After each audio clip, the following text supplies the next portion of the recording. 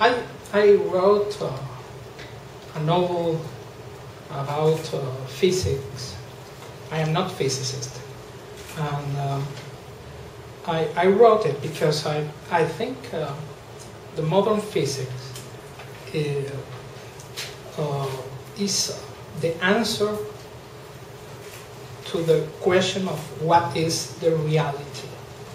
And the question of what is the reality, I think, is a very important question for everybody, no matter if we are physicists or not. But I want to point that in my novel I didn't want to go for the topic of bad use of science, because I think the topic of bad use of science is like the bad use of any other tool. The science is a tool. It's like if we use badly a hammer, for example. I didn't care about that. I care about the person who used the hammer. I care in my book. I care about the people who are using that science in a bad way. And I used the science in my book as a tool in order to show how the people can use the things for evil. The danger behind it. I tried to make a serious research with this book and good documentation. So I talked to some scientists in Spain, and they were all shocked when they knew the plot of my book.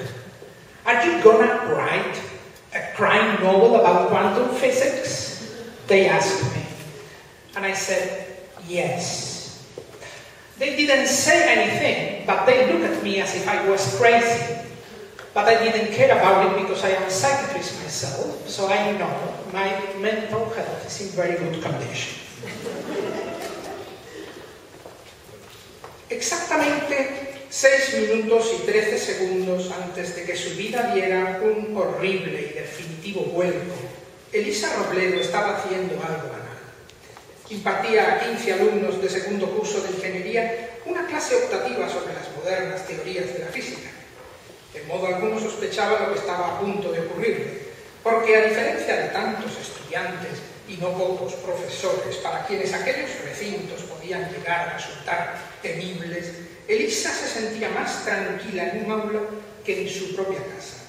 Le había ocurrido así en el anticuado colegio en el que había hecho el bachillerato y en la desnuda clase de facultad de la carrera. Ahora trabajaba en las modernas y luminosas instalaciones de la Escuela Superior de Ingeniería de la Universidad Alighieri en Madrid. Un centro privado de lujo cuyas aulas contaban con amplios ventanales, hermosas vistas del campus, espléndida acústica y olor a maderas verdes. Elisa hubiese podido quedarse a vivir en un sitio como aquel toda su vida. De forma inconsciente suponía que nada malo podía ocurrirle en un lugar así. Se equivocaba por completo. Y le quedaban poco más de 6 minutos para comprobarlo.